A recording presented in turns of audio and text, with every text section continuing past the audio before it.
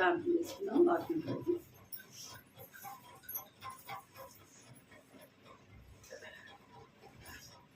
కృపా ప్రేమ గల తండ్రి, జీవగల దేవా, నీ బంగారు పదవి కొందనాలు స్తోత్రాలు చెల్లిస్తున్నాం తండ్రి.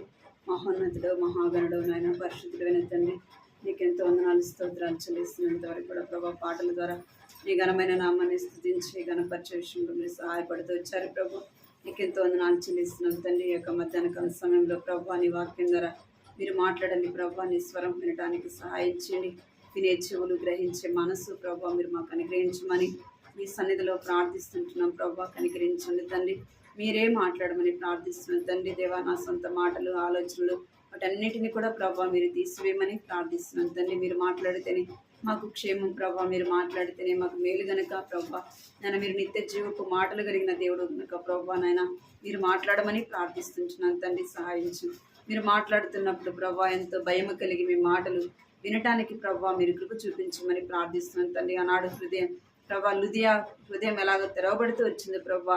నీ మాటల కొరకే ప్రభా మా హృదయం తండ్రి తెరవబడినట్లుగా ప్రభా మీరు కృప చూపించమని ప్రార్థిస్తున్నాను తండ్రి. దేవా నాన్న సహాయించండి. ఏదో వచ్చినామంటే కాదు కానీ ప్రభా నీ మాటలు విని వాటిని గ్రహించలాగా నాకు ప్రభా మీరు సహాయించండి. వాక్యాన్ని విని దాని ప్రకారముగా నడుచుకునే విధముగా మా జీవితాలు ఉండగలటుకు నాయన సహాయించండి, కృప చూపించండి. ఇంకా ఎవరైతే రాలేదో వారిని కూడా జ్ఞాపకం చేసుకుని వారిని కూడా నడిపించండి. వచ్చిన మమ్మల్ని మీ చేతులకు అప్పగించుకుంటూ ఈ సమయం ఎంతో దీవెనకరంగా చేయమని ప్రభా కొద్ది సమయము ప్రభా సంఘక్షేమం కొరకు, కుటుంబం క్షేమం, రక్షణ కొరకే ప్రార్థించినట్లుగా ప్రభా ప్రార్థన ఆత్మతోనూ ప్రార్థన భారం అనుగ్రహించి కృప చూపించమని మీకు ఎంతో వందనాలు చెల్లిస్తూ యేసుక్రీస్తు నామములో స్తుతించి ప్రార్థించి అడిగి వేడుకున్నాను తండ్రి. ఆమేన్.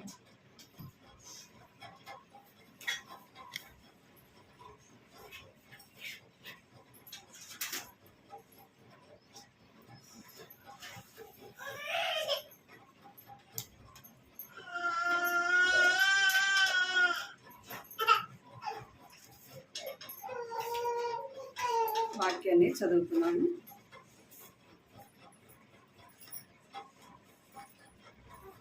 గత వారం ఏం వాక్యం విన్నాం?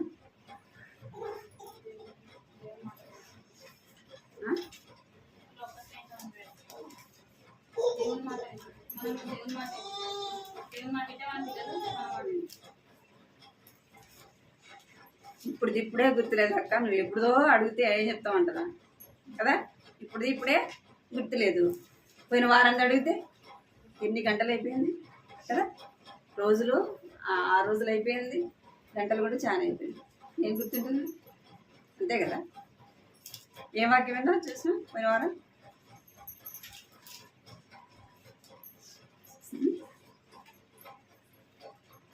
ఏమంట దేవక్క చెప్పాలా? ఏమన్నా ఏదో వచ్చినాం కదా, మీటింగ్ చూసుకున్నా పోయినాం. దానివల్ల ప్రయోజనం ఉండదు. మనం ఎన్ని సంవత్సరాలు అలాగుంటే కూడా ఎటువంటి ప్రయోజనం ఉండదు. ఎవరికి ఉండదు? మనకు ఉండదు. రెండవది దేవునికి కూడా ఉండదు. మన బ్రతుకు వల్ల కదా ఏ ప్రయోజనము ఉండదు, మనకుండదు. మొదటిదిగా మనం. రెండవది ఎవరికి ప్రయోజనం ఉండదు? దేవునికి కూడా మనము ప్రయోజనకరంగా ఉండం. ఎన్ని సంవత్సరాలు మనం రక్షింపబడినా ఆడున్నాను అంటే ఆడే ఉండాను అన్నాం అనుకోండి, ఏముంటుంది? మన పిల్లలు ఎదక్కపోతే మనం ఎంత బాధపడతాం? మన పిల్లలు మన మాట వినకపోతే ఎంత బాధపడతాం కదా. పోయిన వారం ఏం చూస్తూ వచ్చినామంటే మన ఇష్టం అనేది ఉండకూడదు. ఎవరి ఇష్టం ఉండకూడదు? నా ఇష్టం వచ్చింది చేస్తా, నా ఇష్టం వచ్చిన కాడికి నేను పోతా అన్నది. అంటే మొదట మనం ఏం చంపుకోవాలా? మన ఇష్టాన్ని చంపుకోవాలి అని పోయిన వారం చూస్తవచ్చు. రెండోది ఏముండాలా? లోబడే మనస్సు ఉండాలి. ఏ మనసు ఉండాలా? లోబడే మనసు. ఏ దానికి లోబడాలా? వాక్యానికి లోబడాలి కదా. పెద్దలైన మాటకి లోబడాలి. ఈ రెండు మన జీవితంలో మనం కలిగి ఉండాలి. దేవుని వాక్యాన్ని గుర్తుపెట్టుకోవాలి. గత వారం అన్న అడిగినాడు సండే రోజు, మీకు ఎంతమందికి వాక్యం గుర్తుంది అని అడిగాడా? సండే రోజు ఉందా? ఎన్ని వాక్యాలు గుర్తుందా మీకు? చెప్తారా ఒకటైనా?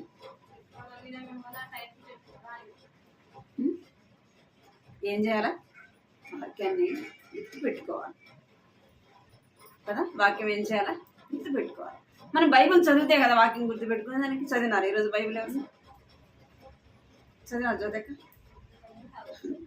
పొద్దున్న చదవలేక. దేవక్క నువ్వు చదువుతావు బైబిల్? మామూలుగా చదువుతావా? చదువు వస్తుంది కదా మరి. చదువుతాం మరి రోజు ఉదయం ఎందుకు? రాత్రి నైట్ చదువుతావా? నైట్ చదువుతావా అంటున్నా. ఎందుకు? నేను అడుగుతున్నానని మీరు బాధపడు అక్క. మీరు అట్ట మమ్మల్ని అడగటం మాకు చాలా బాధగా ఉంది. అంటే మనము దేవుని వాక్యాన్ని ఖచ్చితంగా చదవాలి. ఏం చేయాలి? తప్పనిసరిగా వాక్యాన్ని చదవాలి. ఉదయం లేవగానే ఖచ్చితంగా బైబిల్ చదవాలి. నైట్ పండుకునేటప్పుడు కూడా చదవాలి. నేను ఈరోజు చదవలేదు, ఆ రోజు చదవలేదు. ఎప్పుడు మనం చదవడానికి వీలు లేకుండా అంటే ఏదైనా అర్జెంట్ అవసరం అయ్యింది, మనం అర్జెంటుగా వెళ్ళాలా, లేదా ఏదో ఉదయాన్నే ఎప్పుడైనా మనకు బాగలేక లేట్ అయింది, పిల్లల్ని స్కూల్కి పంపాలా అన్నప్పుడు ఏం చేస్తాం? వెంటనే ప్రార్థన చేసుకొని వంట చేయాలి కాబట్టి చేయాలి. ప్రతిరోజు అలాగ చేయడం అనేది ఎంత తప్పు గుర్తించాలి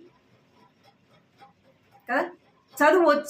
చదువు రాకపోతే మనం ఏం చేయలేం కదా. చదువు రాకపోతే ఏం చేయలేదు. దేవుడు చదువు ఇచ్చాడు కదా. మన చదువు వల్ల లోకానికి ఉపయోగపడుతుందా? మన పిల్లలకు ఉపయోగపడుతుందా? మన చదువు ఇప్పుడు నేనే అనుకోండి, నేను చదువుకున్నాను, నా చదువు నాకన్నా ఉపయోగపడాలా, లేదంటే నా బిడ్డలకన్నా ఉపయోగపడాలా, సమాజానికన్నా ఏం చేయాలా? ఉపయోగపడాలి. అది నాకు ఉపయోగపడకుండా, నా పిల్లలకు ఉపయోగపడకుండా, సమాజానికి ఉపయోగపడకపోతే ఏమైపోతుంది? ఒక వస్తువు వాడకపోతే ఏమైపోతుంది? తుప్పు పట్టిపోతుంది. అది మనం అట్టే చూసుకుంటా ఉన్నాం అనుకో, ఏమైపోతుంది? అది ఎందుకు పనికి రాకుండా ఏమైపోతుంది? తుప్పు పట్టిపోయి బయటపడేయాల్సి. అర్థమైంది మీకు? చదువు ఉన్నప్పుడు ఆ చదువు నీకైనా ఉపయోగపడాలి కదా. దేవక్క మన వాక్యాన్ని తప్పనిసరిగా చదవాలి. ఎన్ని గంటలకు లేస్తారు మీరు? 5:30కి. మరి 5:30కి లేసినప్పుడు 5 గంటలకే లేయండి.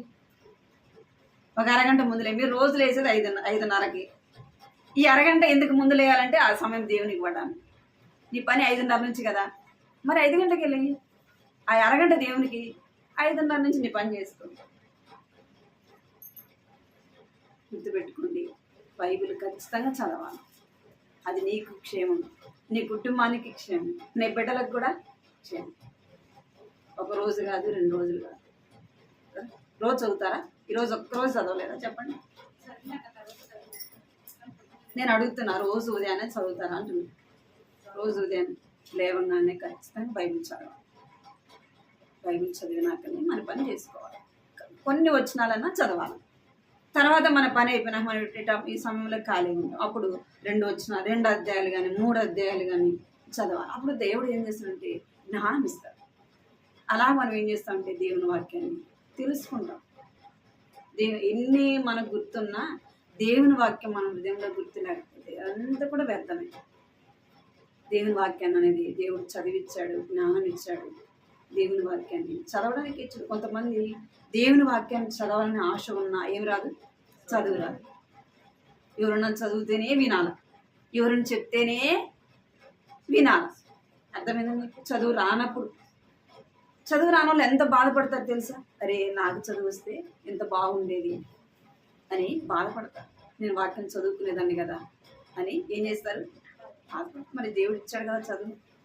మనం పెద్దగా ఏమో చేయాల్సిన అవసరం. మనం దేవుని వాక్యం చదివితే చాలు. మనం చదువుతూ ఉంటే దేవుడు జ్ఞానం ఇస్తాడు. ఇంకా మనం బైబిల్ చదివినట్టు పెద్ద పెద్ద చదువులు చదివిన వాళ్ళు కూడా చదవలేదు. డిగ్రీలు చదివిన వాళ్ళు, ఎంటెక్ చేసిన వాళ్ళు కూడా ఏం చేయలేదు. మనలాగా బైబిల్ స్పష్టంగా చదవలేరు. మీరు చూడండి, ఎక్కడన్నా పెద్దగా చదువుకున్న వాళ్ళు బైబిల్ చదవమనండి, మామూలుగా రోజు చదివే వాళ్ళు బైబిల్ చదవమనండి తెలుస్తుంది. కరెక్ట్గా చదవలేదు. దేవుడు ఇచ్చే జ్ఞానం అది. అర్థమైందాక? బైబిల్ ఏం చేయాలా? చదవాలి. దేవుని వాక్యాన్ని కూడా గుర్తుపెట్టుకోవాలా. సిస్టర్స్ మీటింగ్లో ఏం చెప్తున్నారు, సంఘ ప్రార్థనలు ఏం చెప్తున్నారు, ఆదివారం ఏం చెప్తున్నారు, ఏం చేయాలా? వాక్యాన్ని ఒక్క మాటే కదా గుర్తుపెట్టుకో. నేను చెప్పినానని బాధపడద్దు. ఇవి చెప్పాలనుకోలేదు, ఎందుకు దేవుడు ఇచ్చినట్టు చెప్పిన. వాక్యం మాత్రం తప్పనిసరిగానే వాక్యాన్ని చదవాలా. ప్రతిరోజు కూడా చదవాలి. మన కుటుంబముగా పిల్లల్ని కూర్చోబెట్టుకొని కూడా వాక్యం చదవాలి. అప్పుడు మన పిల్లలు మనం చూసి నేర్చుకుంటారు బైబిల్ చదవాలని. గత వారం మనం ఏం చూస్తూ వచ్చినామంటే చూడండి, 2 సంవత్సరాల కూడా చేస్తున్నాం కానీ ఏం మార్పలేదు. 2 సంవత్సరాలు నేను అదే బాధపడతా. మీరేమైనా అనుకోండి, నేను 2 సంవత్సరాల నుంచి సిస్టర్స్ మీటింగ్ వాక్యం చెప్తున్నా కదా, వీళ్ళల్లో కొంచెమైనా మార్పు వచ్చిందా? ఎవరైనా చెప్పగలరా? చెప్పగలరా మీరు? ఈ సిస్టర్స్ మీటింగ్ అనిపిస్తుంది. నీకు రాలేమో ఏం రాలేదు అనిపిస్తుంది. మీది చెప్పండి, ముందు మీరే చెప్పండి. 2 సంవత్సరాల నుంచి నేను ఇది నేర్చుకున్నాను అన్నది చెప్పండి, చెప్పగలరా? అన్నానని బాధపడద్దు, చెప్పాలి. నా బాధ్యత, నా బాధ్యత కాబట్టి నేను చెప్పాలి. ఏం చేయాలా?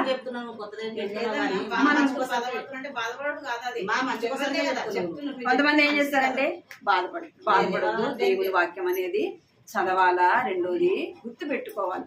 ఎందుకంటే ఇప్పుడు కొన్ని చోట్ల సిస్టర్స్ మీటింగ్ ఉండదు. సిస్టర్స్ మీటింగ్ ఎందుకు అంటే మనం స్త్రీలముగా కుటుంబములు ఎలాగ నడుచుకోవాలా, సంఘములు ఎలాగ నడుచుకోవాలా, సమాజంలో ఎలాగ నడుచుకోవాలి, మనం ఎవరితో ఎలాగ మాట్లాడాలో దేవుడు మనతో ఏం చేస్తాడు, మాట్లాడతాడు కదా. వాక్యాన్ని గుర్తుపెట్టి మనం గత వారం ఏం చూస్తూ వచ్చినామంటే చూడండి, 2 కొరింథీ 6:14 ఈ మాటని చదువుదాం. ఈ మాటే గత వారం కూడా చదివాం. 2 కొరింథీ 6:14 అందరూ కూడా తీసిన వాళ్ళని కలిసి చదవాలి. చదువు రాని వాళ్ళు అంటే సరే, చదువు వచ్చిన వాళ్ళందరూ కూడా ఆ మాటని చదువుదాం.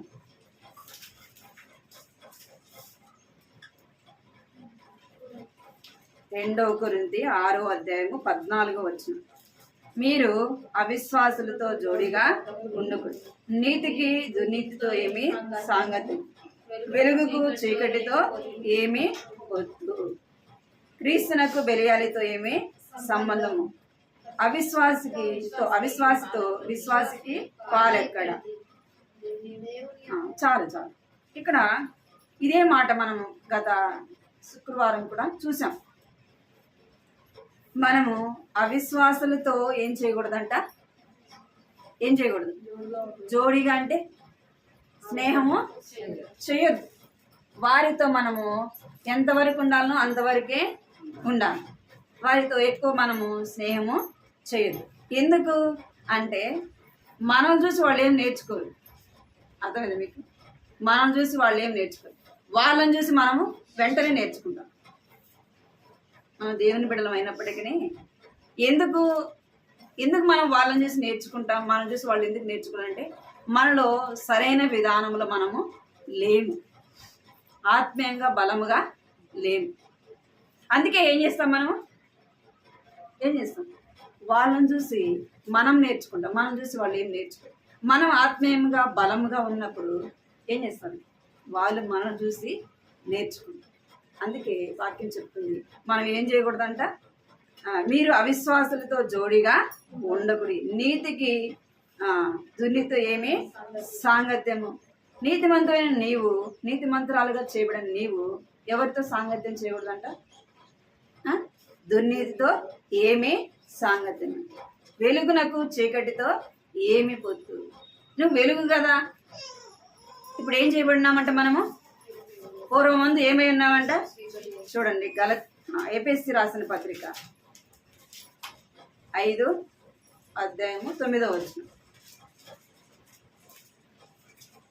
ఎఫెసీ రాసిన పత్రిక 5:9. సమస్త విధములైన మంచితనము, నీతి, సత్యమును వాటిలో కనబడుచున్నది. 8 5:8. మీరు పూర్వమందు చీకటి అయి ఉంటిరి, ఇప్పుడైతే ప్రభువునందు వెలుగై ఉన్నారు. చాలు. ఏమైందంటే మనం పూర్వము, మీరు పూర్వమందు చీకటి అయి ఉంటిరి, ఇప్పుడైతే ఏమై ఉన్నామంట, వెలుగై ఇంటివి. పూర్వం మనం ఎలాగున్నామంట, చీకటిలో ఉన్నవాడు. చీకటిలో నడిచేవాడు ఎటు పోతాడో తెలియదు కదా, ఏం చేస్తాడో కూడా తెలీదు. ఎందుకంటే తను చీకట్లో ఉన్నాడు కాబట్టి తను చేసేదే కరెక్ట్ అనుకుంటాడు కదా, నేను చేసేదే కరెక్ట్, నేను నడిచే మార్గమే సరైంది అనుకుంటాడు. ఎప్పుడు తెలుస్తుంది తన తప్పని? వెలుతురు వచ్చినప్పుడే తెలుస్తుంది. అరే నీ దారి సరిగా లేదే అని తెలుస్తుంది. మనం ఎలాగుంటూ వచ్చినామంట, పూర్వం చీకటై ఉంటిరి. మనం పూర్వము చీకటై ఉన్న మనము, ఇక్కడ వాక్యము మనం రూతును గురించి జ్ఞాపకం చేసుకుంటే, రూతు ఎలాగుంటూ వచ్చిందంట, పూర్వము చీకటై ఉండెను. ఏ దేశం అమ్మది? మోయాబీ దేశం. మోయాబీలు ఎలాంటి వారు అంటే, వారు భయంకరమైన జీవితము జీవించేవారు. ఎవరు? వారు భయంకరమైన జీవితం, విగ్రహారాధనతో నిండినవారు, ఇంకా అనేకమైన పాపములో వారు మునిగిపోయిన వారు మోయాబీలు. వాళ్ళు ఎక్కడ కూడా యెహోవా సమాజంలో దేవుని ప్రజలతో వారు చేరటానికి ఏ మాత్రం కూడా యోగ్యత లేనివారు. అలాంటి వారు ఎవరు? మోయాబీలు. రూతు ఎలాంటిది? ఏ వంశస్థురాలు అంటే మోయాబిరాలు. ఈమె ఎలాగుంటూ వచ్చిందంటే, పూర్వము తాను చీకటే ఉండెను. ఆమె చీకట్లో ఉంది, తన జీవితము వెలుగులోనికి వచ్చింది. ఎలాగొచ్చిందంటే, నయోమి ఇంటిలోకి రావటం ద్వారా, చూడండి రూతు గ్రంథం 1వ అధ్యాయం చూడండి. రూతు గ్రంథం 1వ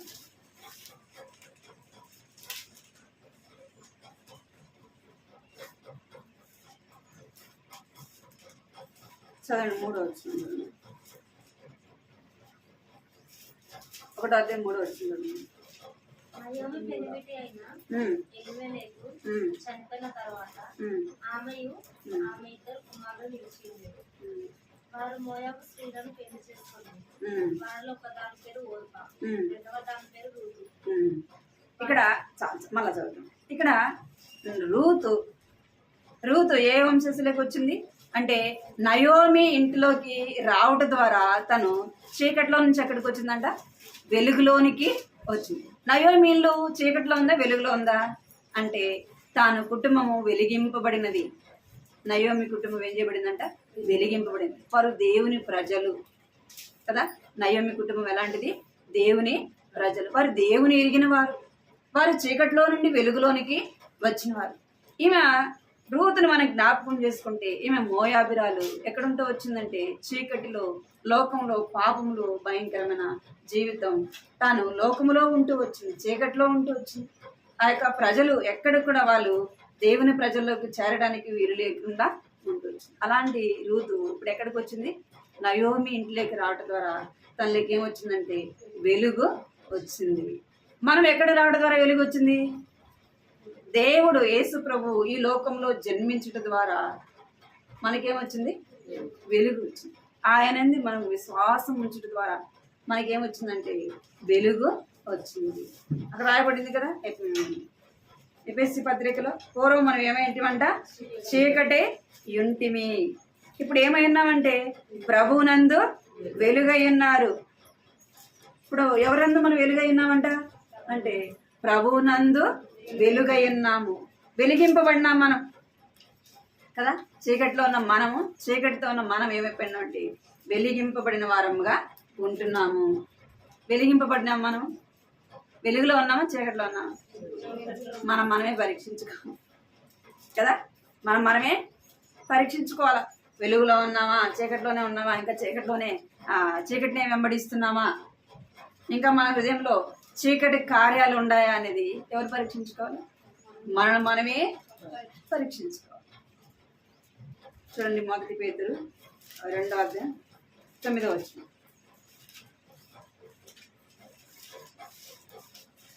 1 పేతురు 2వ అధ్యాయం 9వ వచనం.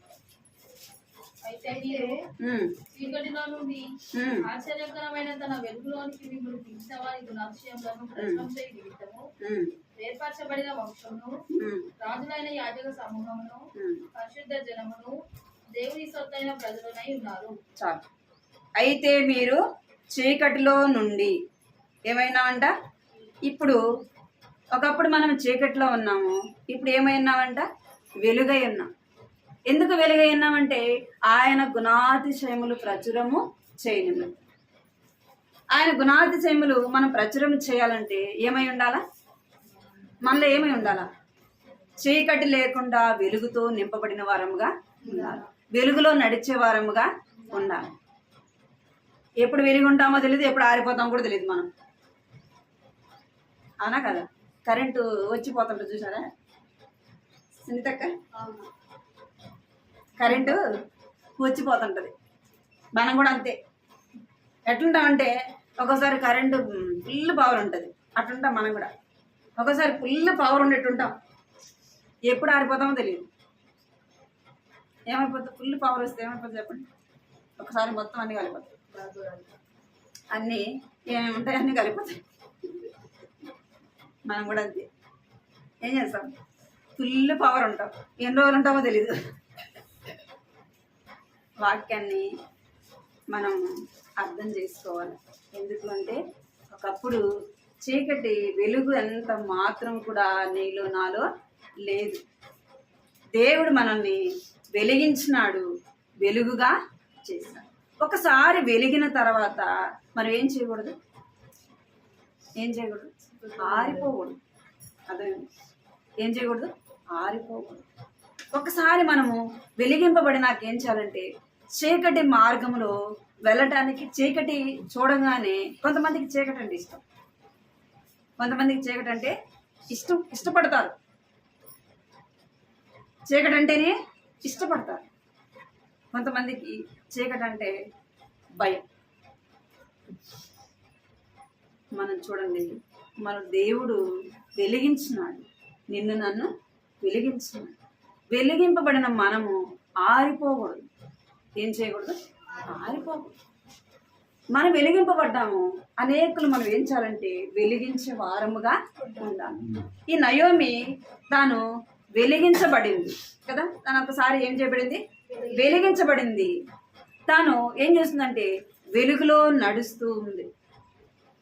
మళ్ళా ఎక్కడికి వెళ్ళలేదు, తిరిగి చీకటిలోకి వెళ్ళటానికి ఇష్టపడలేదు. ఇక్కడ చూడండి,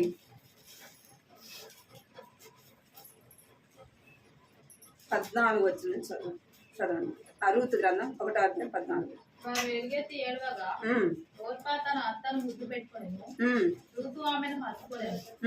ఇట్లుండగా ఆమె, ఇదిగో నీ తోడుకోడలు తన జనుల యొద్దకు తన దేవుని యొద్దకు తిరిగిపోయినదే, నీవును నీ తోడుకోడలు వెంబడి వెళ్ళిపోయాను.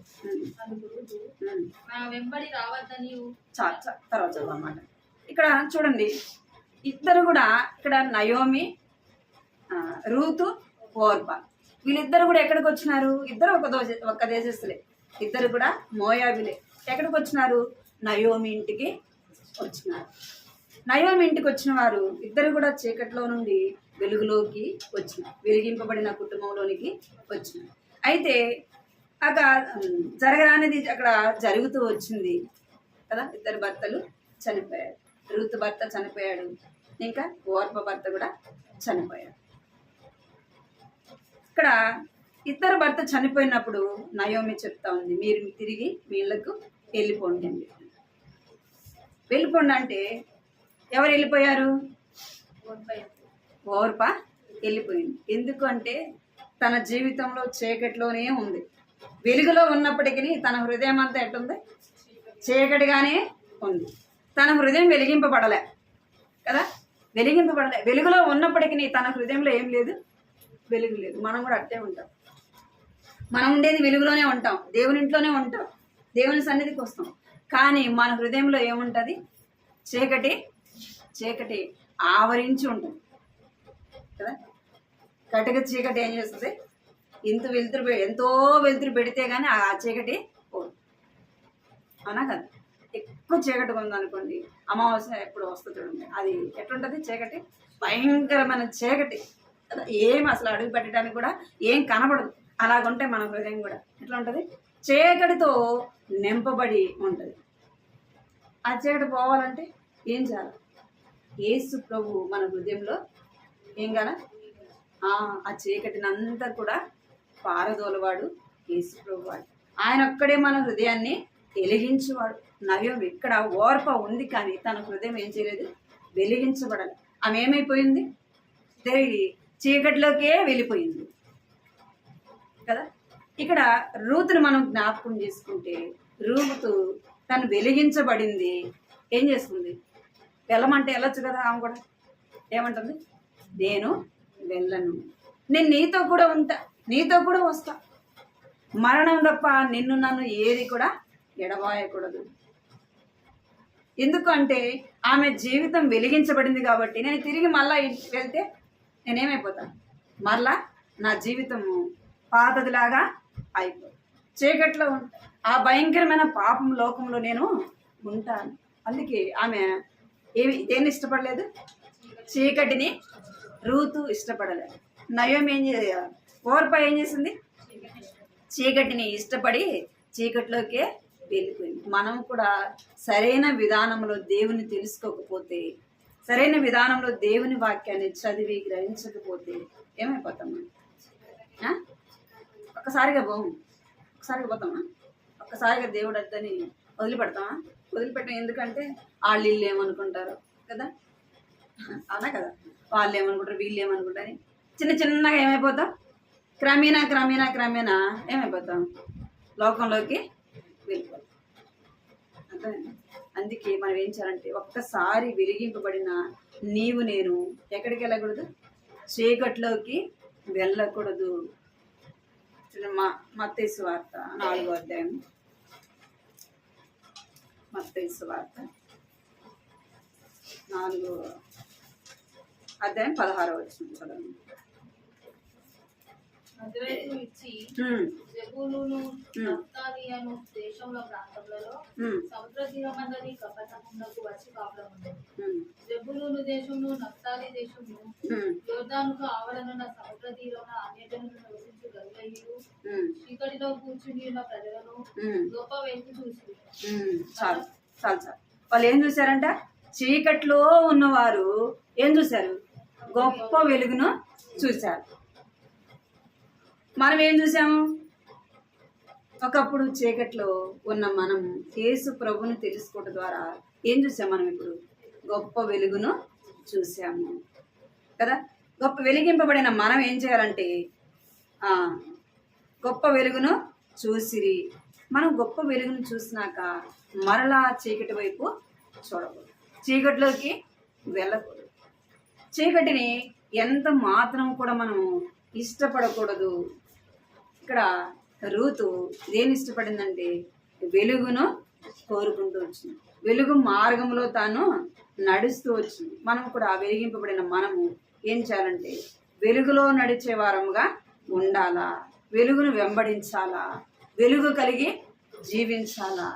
దినదినము మనం ఏం చేయాలంటే, మనం ఎలా ఉండాలంటే ప్రకాశించే వారముగా ఉండాలి. ఏం చేయాలి? ప్రకాశించే వారంగా ఉండాలి. అప్పటి కాలంలో ఏముండేదంటే లాందరు ఉండేది, తెలుసు కదా, లాందరు తెలుసు కదా, గాజుది ఉండేది.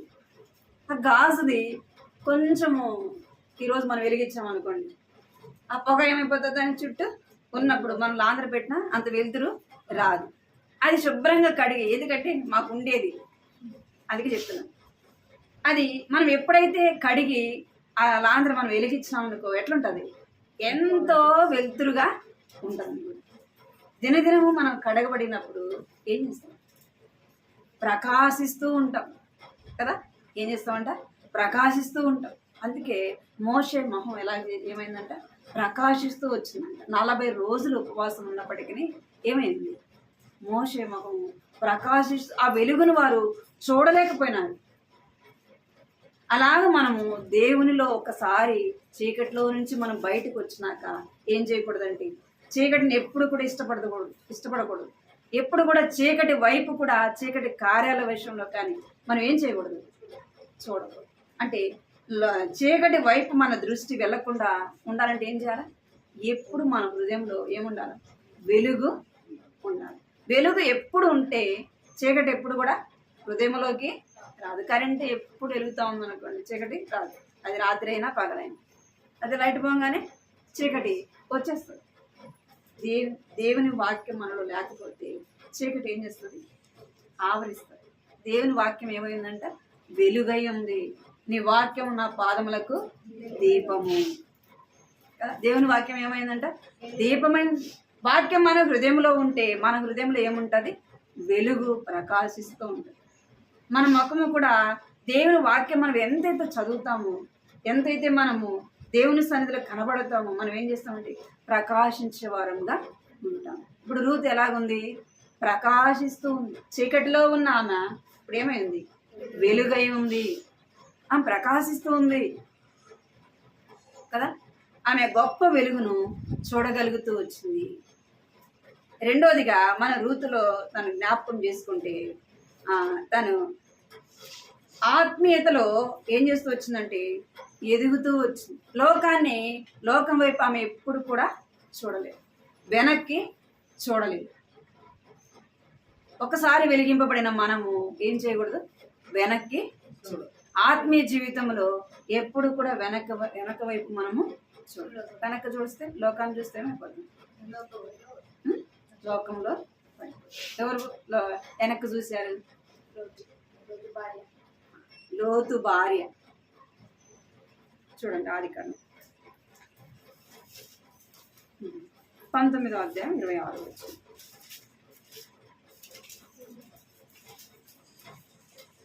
అయితే లోతు భార్య అతని వెనుక నుండి తిరిగి చూసి ఉప్పు స్తంభం ఆయను. ఏమైందంట? వెనక్కి చూసింది, ఏమైపోయింది? ఉప్పు స్తంభము అయింది. నీ ఆత్మీయ జీవితంలో మనం వెనక్కి చూస్తే ఏమైపోతామంట? ఉప్పు స్తంభం అయిపోతాం. అంటే లోకంలో మనము పడిపోయే వారముగా ఉంటాం. అందుకే మనం ఏం చేయకూడదంటే లోకం వైపు చూడకూడదు. ఈ లోకం వైపు మనం చూస్తే ఏమైపోతామంటే లోకంలో పాపములో మనము పడిపోయే వారముగా ఉంటాం. లోకం ఎలాంటిది అంటే లోకం మనల్ని ఆకర్షిస్తుంది. లోకం ఏముందంటే లోకంలో నేత్రాశ, శరీరాశ, జీవితం, ఆ మూడు మనల్ని చూపించి ఏం చేస్తుంది? లోకంలో పడేస్తుంది కదా. లోకంలో మనల్ని ఏం చేస్తుందంట? పడేస్తుంది. అందుకే మనం ఏం చేయకూడదంటే ఆత్మీయ జీవితంలో వెనక్కి చూడకూడదు. రూతు చూసిందా? వెనక్కి చూడలే. ఎవరు చూశారు అంటే ఓర్ప వెనక్కి చూసి వెళ్ళిపోయింది. ఇక్కడ లోతు భార్య కూడా వెనక్కి చూసి ఏమైపోయింది? ఉప్పు స్తంభముగా చేయబడింది. ఇంకా ఎవరంటే చూడండి, తిమోతి రాసిన పత్రిక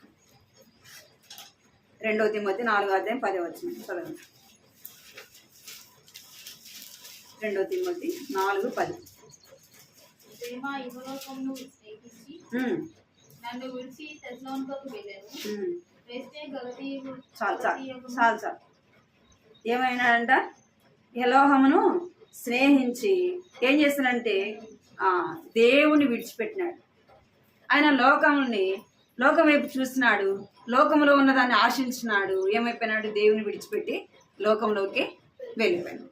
మనం కూడా అంతే, లోకంలో ఉన్న వాటిని చూసి ఏమైపోతామంటే ఇదే శాశ్వతం అనుకొని ఏమైపోతామంటే లోకంలో పడిపోతాం. దేవుని రాను దేవుని ఏమైపోతాం? దేవునికి దూరం అయిపోతాం. ఇంకా రాను అసలుకే దేవుని విడిచిపెడతాం. లోకాన్ని స్నేహిస్తే ఏమైపోతామంట? దేవుని విడిచిపెడతాం. ఇంకెవరు విడిచిపెట్టారంటే చూడండి, లూకాసు వార్త 10వ అధ్యాయం 1వ వచనం. లూకాసు వార్త 10వ అధ్యాయం 1వ వచనం చదవండి. తర్వాత ప్రభువు 70 మంది ఇతరులను నియమించి తాను వెళ్ళిపోవు ప్రతి ఊరికి ప్రతి చోటకును తనకంటే ముందు ఇద్దరిగా పంపాడు. చాలు. అదే యోహాను సువార్త చదవండి. యోహాను సువార్త 6వ అధ్యాయం 66వ వచనం. అప్పటి నుండి ఆయన శిష్యులలో అనేకులు వెనుకదీసి మరి ఎన్నడూ ఆయనను వెంబడింపలేదు. చాలు. ఇక్కడ లూకాసు వార్త 10వ అధ్యాయం 1వ వచనంలో యేసు ప్రభు శిష్యులు ఎంతమంది? మొదట ఎంతమంది ఉండి వచ్చినారు? 70 మంది. మొదట ఎంతమంది? 70 మంది ఆయన్ను వెంబడిస్తూ వచ్చినారు. రాను ఎంతమంది? 12 మంది. ఇక్కడ యోహాను సువార్త 6వ అధ్యాయము 66వ వచనంలో అప్పటి నుండి ఆయన శిష్యులు అనేకులు వెనకకు తిరిగిపోయి ఏమైపోయారంట? యేసు ప్రభుని వెంబడించిన వారే, యేసు ప్రభు చేసిన కార్యములు చూసిన వారే, ఆయన అద్భుతాలు చేస్తే వారి కళ్ళారా చూసి అన్ని చూసి కూడా ఏమైపోయినారు? వాళ్ళు చీకటిలో నుంచి వచ్చిన వారు మరలా ఏమైపోయారంట? చీకటిలోకి వెళ్ళిపోయారు. తిరిగి లోకంలోకి వారు వెళ్ళిపోయినారు. లోకంలోకి వారు వెళ్ళిపోయిన వారుగా ఉన్నారు. మనము ఒక్కసారి వెలిగింపబడినాక ఆత్మీయ జీవితంలో అడుగు ఆత్మీయంగా వేసినప్పుడు ఎలాగుండాల? మన ఆత్మీయ జీవితము, మన అడుగు ముందుకు వేసేవారముగా ఉండాలి, వెనక్కి చూడకూడదు. ఏం చేయకూడదు? మనము ఆత్మీయ జీవితంలో ముందుకు సాగేవారముగా ఉండాలి. రూతు ఏం చేస్తూ వచ్చిందంటే మరణం వరకు ఎవరిని వెంబడిస్తూ వచ్చింది అంటే నయోమిని వెంబడిస్తూ వచ్చింది. కష్టము, బాధ, శ్రమ, నిందలు, అవమానం, ఎన్నో పరిస్థితులు కదా. పెదవరాలుగా ఉన్నప్పుడు ఎన్నో పరిస్థితులు వస్తాయి. తను యవన జీవితంలో ఉంది. అయినప్పటికీ ఏం చేస్తూ వచ్చిందంటే తన అత్తను ఏం చేస్తూ వచ్చింది? వెంబడిస్తూ వచ్చింది. మూడోదిగా మనం చూస్తే ఆత్మీయముగా మనము ముందుకు వెళ్ళే వారముగా ఉండాలి. ఏమై ఉండాలా? ఆత్మీయంగా మనము ముందుకెళ్ళాలి. చూడండి, హెబ్రీ రాసిన పత్రిక 13వ అధ్యాయం 7వ వచనం. మీకు దేవుని వాక్యం బోధించి మీ పైని నాయకులుగా ఉన్న వారిని జ్ఞాపకం చేసుకొని వారి ప్రవర్తన ఫలమును శ్రద్ధగా తలంచుకొనుచు వారి విశ్వాసమును అనుసరించుడి. చాలు. మీకు దేవుని వాక్యమును బోధించి మీ పైన నాయకులుగా ఉన్న వారిని జ్ఞాపకం చేసుకుని వారి ప్రవర్తన ఫలమును శ్రద్ధగా తలంచుకొనుచు. ఎవరిని తలంచుకుంది రూతు అంటే తన అత్తని తనకు మాదిరిగా పెట్టుకొని తన ఎవరిని వెంబడిస్తూ వచ్చిందంటే తన అత్తను వెంబడిస్తూ వచ్చింది.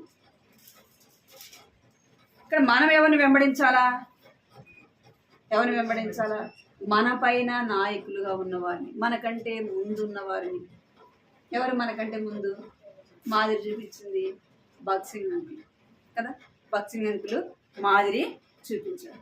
ఆయన చూపించిన ఆ యొక్క మాదిరిలో మనం ఏం చేయాలంట? ముందుకి కొనసాగాలి.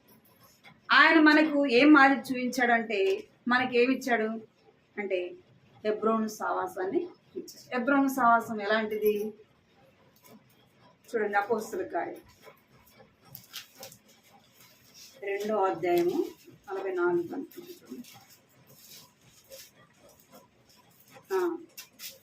అపోస్తలుల కార్యము 2వ అధ్యాయము 42వ వచనం. అపొస్తలుల బోధయందును సహవాసమందును రొట్టె విరుచుటయందును ప్రార్థన చేయుటయందును ఎడతెగక యుండుడి. చాలు.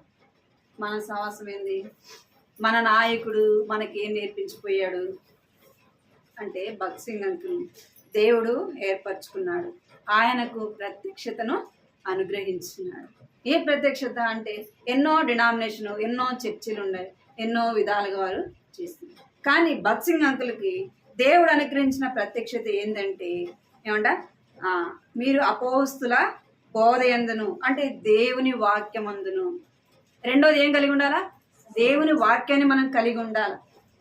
రెండోది ఏం కలిగి ఉండాలంటే సహవాసము కలిగి ఉండాలి.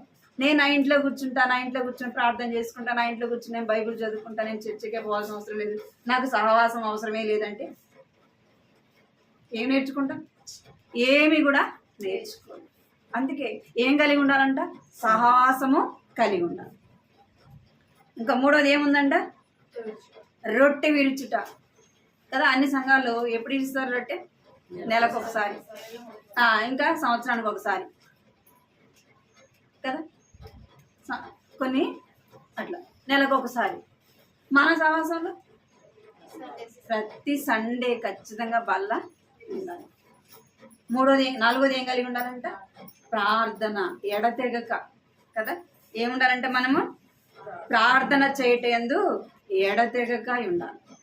ఈ సహవాసం దేవుడు భగత్ సింగ్ అంకుల్ ద్వారా మనకు ఇచ్చినాడు. ఆ ప్రత్యక్షతలు మనం ముందుకు కొనసాగు. ఆ ప్రత్యక్షతను భక్సింగ్ అంకులు లోకాన్ని విడిచిపెట్టాడు. ఆయన తర్వాత పెద్దలైన వారి యొక్క నడవడిలో ఆయన మనకు ఏది నేర్పించినాడో ఆ మార్గములో నడిచే వారముగా ఉండాలి. ఇక్కడ రూతు ఎవరి మార్గం నడుస్తుందంటే, నయోమి ఎలాగైతే దేవుణ్ణి వెంబడిస్తుందో ఇక్కడ రూతు కూడా ఏం చేస్తుందంటే తన అత్తని వెంబడిస్తూ ఉంది. తద్వారా ఆమె వెలిగించబడిన తన జీవితంలో ఆమె ఏం చేస్తూ వచ్చింది, ముందుకి కొనసాగుతూ వెనక్కి ఆమె చూడలేదు, ఆత్మీయంగా ముందుకు పోతూ వచ్చింది. ఆత్మీయంగా ముందుకు వెళ్ళినప్పుడు ఎన్నో పరిస్థితులు వస్తాయి. వాటన్నిటిని కూడా మనం ఏం చేయాలి, ఎదుర్కొంటూ ఆ విషయంలో దేవుని సహాయాన్ని కోరుకుంటూ ముందుకు పోయేవారంగా ఉండాలి. మూడోది మనం ఏం చేయకూడదంటే లోకాన్ని వెంబడించకూడదు. లోకంలో ఉన్న క్రియలను మనం ఏం చేయకూడదు, వెంబడించకూడదు.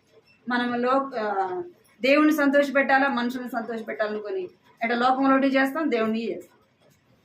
తద్వారా మనమే నష్టపోతాం, ఎవరో నష్టపోరు.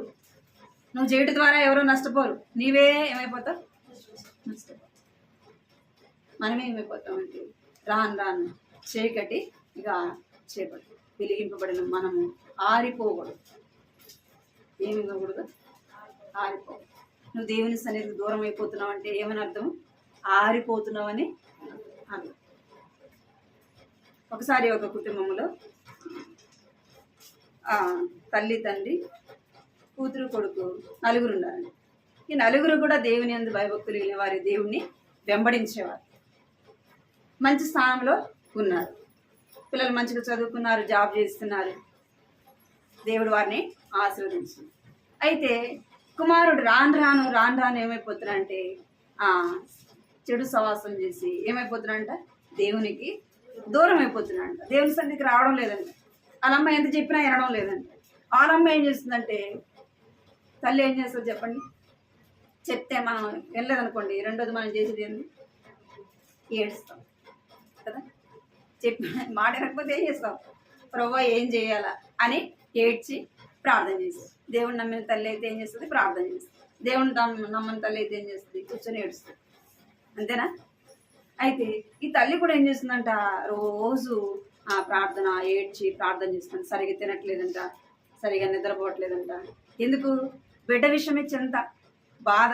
ఎందుకు, ఒకప్పుడు బాగా వచ్చేవాడు, ఇప్పుడు రావడం లేదేంది మందిరానికి, దేవుని సన్నిధికి దూరం అయిపోతున్నాడు ఏంది అని ఈమె ఎప్పుడు ఏడ్చి ప్రార్థన చేసుకుంటా ఎప్పుడు ఎంతో దిగులు బాధతో ఉండేది. ఒకరోజు కుమారుడికి అన్నం పెడుతుంటే చూశాడంట వాళ్ళ అమ్మాయి. ఎందుకమ్మా నువ్వు అంత బాధగా ఉండవు, ఎందుకు అట్ట అయిపోతున్నావు రోజుకి అని అడిగాడంట. అంటే సరిగా తినట్లేదు ఏంది, సరిగా పడుకోవట్లేదు ఏందమ్మా అని చెప్పేసి అడిగినాడు. అలా వాళ్ళ అమ్మ అందంట, సచ్చిన శవాన్ని ఇంట్లో పెట్టుకుని ఏం తినాలా, ఎట్ట తినాలా, ఎట్ట పడుకోవాలా అనిందండి. అనగా సచ్చిన శవం ఇంట్లో ఉంటే ఎట్ట తినాలా, ఎట్ట పడుకోవాలా అనిందండి. ఆడికి షాక్ అయిపోయాడు. సచ్చిన శవం ఏంది, ఎవరు చచ్చిపోయారు అసలుకి, ఏందమ్మా అట్టంటావు, నాన్న బాగానే ఉన్నాడు, అక్క బాగానే ఉంది, అక్క మంచి జాబు, అక్క బాగానే ఉంది కదా, నేను బాగానే ఉన్నా, నువ్వు బాగానే ఉండు, ఎవరు చచ్చిపోయారమ్మా అంటే నువ్వే అని, నువ్వే చచ్చిపోయినావురా అని ఏడ్చింది. నువ్వే చచ్చిపోయినావురా. ఎందుకు అంటే ఏమైపోయినావు, నువ్వు ఆత్మలో ఆత్మీయంగా చచ్చిపోయినావు, దేవుని సన్నిధి దూరం అయిపోయి ఏమైపోయినావు, నువ్వు చచ్చిపోయినావు, అందుకే నా బాధ, నా వేదన అని ఏడ్చాను. అప్పుడు అడిగి అర్థమైందంట, అవును నేనేమైపోయినా చచ్చిపోయాను. ఎట చచ్చిపోయా, ఆత్మీయంగా చచ్చిపోయా. అప్పుడు తన తప్పు తను తెలుసుకున్నాడు. సరే అమ్మ ఇంకెప్పుడు కూడా అలా చేయదు, దేవుని మందిరానికి ఇంకెప్పుడు కూడా దూరం కాను అని చెప్పేసి ఏడ్చినాడు. ఏడ్చి ప్రార్థన. అలాగా మనం ఏమైపోతామంటే ఒకసారిగా చచ్చిపోం. లోకం ఏం చేస్తుంది, మనల్ని బంధువులు వాళ్ళు వీళ్ళు మనల్ని ఏం చేస్తారంటే లోకంలోకి లాగుతారు, చీకట్లోకి లాగుతారు. ఆ చీకట్లోకి మనం ఏమైపోతుంటే క్రమేణా ఆత్మీయంగా చల్లారిపోతాం. ప్రార్థన అంటే ఇష్టం ఉండదు, దేవుని సన్నిధి అంటే ఇష్టం ఉండదు, ఏదో పోయినామంటే పోయినా వచ్చినా అన్నట్టుగా ఉంటాం. ఆత్మీయంగా ఏమైపోతాం? చల్లారిపోయిన మనం ఏమైపోతాం? పూర్తిగా ఆరిపోతాం. ఆ పూర్తిగా ఆరిపోయినామంటే ఆత్మలో చచ్చిపోయినతో సమానం. మీరు మీ పాపముల చేత మీ అపరాధముల చేత ఏమైపోయినారు? చచ్చిన వారై ఉండగా. అలాగ మనము అయిపోతాం. అలాగ మనల్ని ఉండడానికి దేవుడు వెలుగులోనికి మనల్ని పిలవలేదు, అలా ఉండటానికి పిలిచినాడు దేవుడు. ఎందుకు పిలిచినాడంటే చీకటిలో ఉన్న మనము పూర్వం మీరు చీకటి అయి ఉంటారు, ఇప్పుడు ప్రభునందు ఏమైందంటే వెలుగై ఉన్నారు. వెలుగులోనికి పిలిచిన దేవుడు మనం దినదినము వెలుగుతూ ప్రకాశిస్తూ ఏం చేయాలంట? ఆయన యొక్క గుణాతిశయములు ప్రచురం చేయాలి. ఆయన మంచితనాన్ని, ఆయన ప్రేమను, ఆయన దయను మనం ఏం చేయాలి? ఆయన చేసిన గొప్ప కార్యములు ఏం చేయాలి చెప్పండి? ప్రచురం చేయాలి. ప్రచురం చేయాలంటే అనేకులకి చెప్పాలి. మనమే ఆరిపోతే ఎవరు చెప్తాం కదా? మనం ఎన్నో సంవత్సరాలుగా రక్షింపబడినా మనకు ఒకరు చెప్తా ఉండాలి కదా, చెప్తా ఉండాలి కదా, మన వెనకాల దొబ్బుతూ ఉండాలి. పండి పండి పండి దొబ్బుతూ ఉండాలి కదా, పిలుస్తూ ఉండాలి. దొబ్బడం అంటే అర్థం కాలేదు. మళ్ళీ ఏం చేయాలి? ఎప్పుడు ఎవరెవరు మనం పిలవాలి? అక్క మీటింగ్ ఉంది, అక్క ప్రార్థన ఉంది, అక్క మందిరానికి రా. వాళ్ళు ఏం చేయాలి? రక్షింపబడిన వాళ్ళని పిలవాలా, రక్షణ లేని వాళ్ళని కూడా. ఏమన్నా ఇది బాగుందా? అది రక్షింపబడిన మనల్ని బతులాడుకోవాలి, రక్షణ లేని వాళ్ళు కూడా వాళ్ళకి మనకేం తేడా? అర్థమైంది మీకు? మీతో మాట్లాడే సమయం, మీకు చెప్పే సమయం ఇంకొక ఆత్మకు చెప్పామని వాళ్ళు వస్తారా? ఆ సమయాన్ని మరొకరికి ఇవ్వాలా లేదా? ఆ సమయం మరొకరికి ఇవ్వాలంటే మనం ఏం చేయాలి? అంతటి దాకా తెచ్చుకోవాలి. అర్థమైంది? అంటే దేవుడు మనకు తెలుసు కదా, మనకిచ్చే సమయాన్ని ఆ సమయం ఇంకొకరికి ఇచ్చామనుకో వారు కూడా దేవుని సన్నిధికి మనం దేవుని తెలుసుకున్నాం, మనం వెలిగింపబడ్డాం, మనం ఇతరులకు చెప్పాలి. వాళ్ళు వినకపోతే ఏం చేయాలా? చెప్పాలి కదా, చెప్పాలి. రూతుని గురించి ఎక్కడ తెలుసుకుంటూ వచ్చినారు? అక్కడ నయోమి వెళ్ళినప్పుడు బోయజు ఏం చేస్తూ వచ్చినాడు? ఆమెను గురించి తెలుసుకుంటూ వచ్చినాడు. చూడండి 3వ అధ్యాయం